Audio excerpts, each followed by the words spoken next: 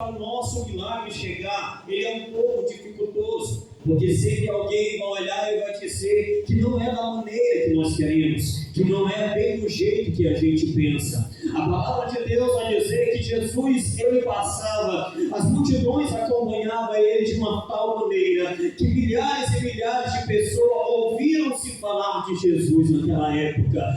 Homens grandes, pequenos, que tinham poder, e até mesmo aqueles a qual eram pobres e necessitados, viram os milagres de Jesus. A palavra de Deus vai dizer que o mesmo Jesus, ele anunciava o Evangelho ao ponto que o povo não queria largar. Entenda-se de uma coisa: aquele que procura Jesus Cristo, ele procura algo bem específico. Aquela multidão estava com Jesus, muitos deles por conta da palavra que ele pregava, outros estavam por causa da cura e da libertação a qual Jesus Cristo trazia, e outras pessoas estavam por causa da multiplicação do peixe e do pão. A palavra de Deus vai dizer que o mesmo Jesus, mais uma vez, ele decide sair pregando ali, em torno ali daquele povo a qual era bem conhecido. A palavra de Deus vai dizer que chegando próximo a Jericó, ele começa a anunciar no meio do caminho.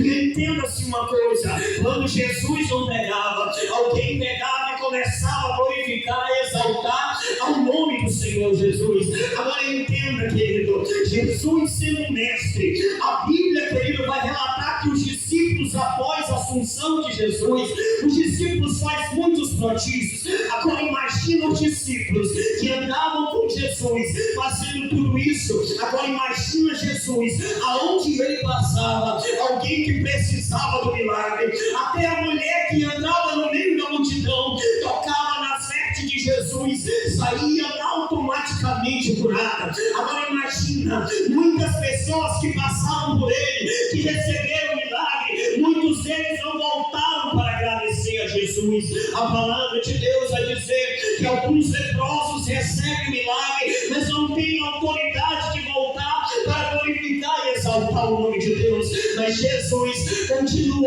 a pregar, e no meio desta pregação ele vai chegar em uma cidade bem conhecida por cada um de nós. Jericó, querido, desde o início do contexto bíblico, vai ser anunciada como uma terra antiga, uma terra forte, uma terra onde o povo batalhava antes do povo de Deus entrar naquele local. A Bíblia vai dizer que Deus dá um destino para o povo, e eles falam assim: se obedecerem todos os meus mandamentos, sei que tudo que eu vos disser, herdareis a terra boa, a terra que manda leite e mel. Só que tinha um porém: o povo sai no deserto, sai de dentro do Egito, começa a caminhar, vê várias coisas acontecendo, mar se abre, rio se abre, água termina jorrando ali de uma rocha, ele vê ali uma nave descendo do céu, ele olha para o céu, vê a coluna de fogo, vê a nuvem durante o dia. Ele passa muito tempo no deserto, a roupa não envelhece, sapato não se rasga.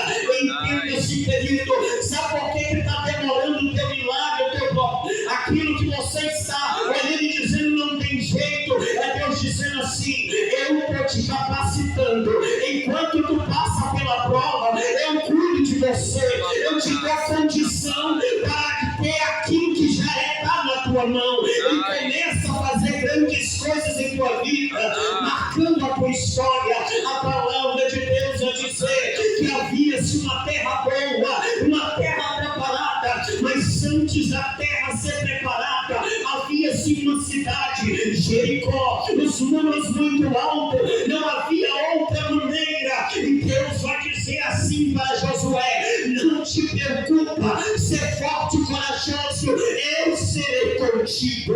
A Bíblia vai dizer que ele começa a orar, porque o segredo de todo cristão é ouvir a voz de Deus, dobrar o joelho e dizer: Deus, é para mim mesmo, esta porta, esta oportunidade é para minha vida.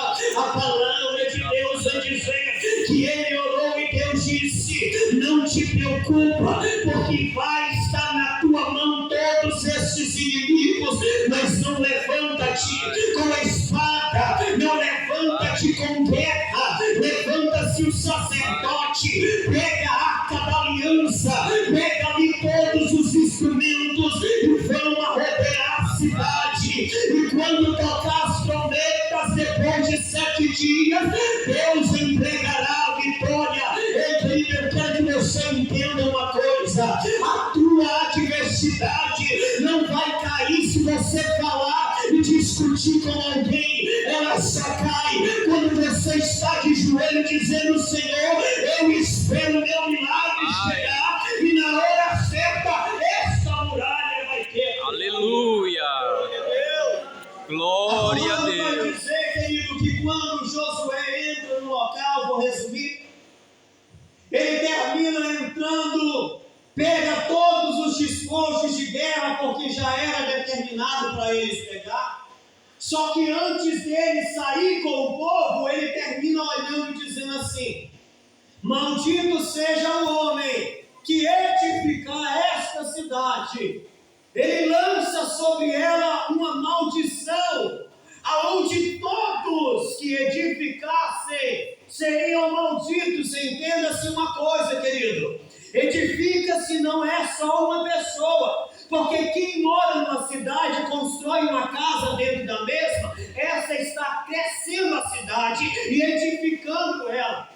A palavra de Deus vai dizer que ela estava debaixo de uma maldição. Agora entenda-se, depois de vários tempos, Jericó termina sendo construída de novo. Não vai se mostrar quem são aqueles que vão fazer a Jericó ser erguida das cinzas, mas a palavra vai dizer que Jesus Cristo estava se aproximando da mesma, de uma cidade muito antiga chamada Jericó, uma cidade onde não conhecia-se muito de Deus, uma cidade onde poderia até ter lido o Pentateuco de Deus.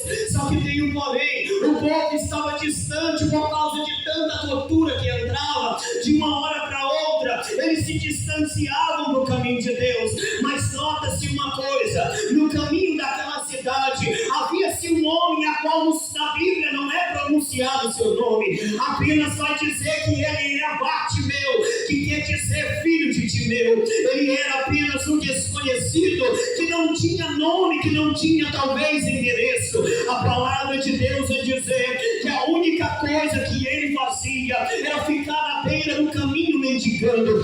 Havia-se com ele uma capa que ele carregava todos os dias, simbolizando ali a sua pobreza e o seu estado de miséria, tanto carnalmente como espiritualmente. A palavra de Deus vai dizer que aquela multidão começa a passar. Ouvindo-se ali, ele começou a perguntar: mas quem é este que está passando? Entenda-se, querido, uma coisa: Jesus Cristo, de todos os pregadores, não era de todo lugar bem recebido. Muitos dos maiorais queriam perseguir, humilhar e até conseguiram matar Jesus. Só que tem um porém, querido: aquele que arde dentro do seu coração a vontade de fazer a obra de Deus, a vontade de fazer aquilo que ele chamou, esta obra que não pode murchar, esta obra que não pode quebrar, ele arde no seu coração. Não importa a distância, não importa a maneira, mas na hora que alguém chega e diz: vamos fazer a obra, ele vai dizer: eis-me aqui,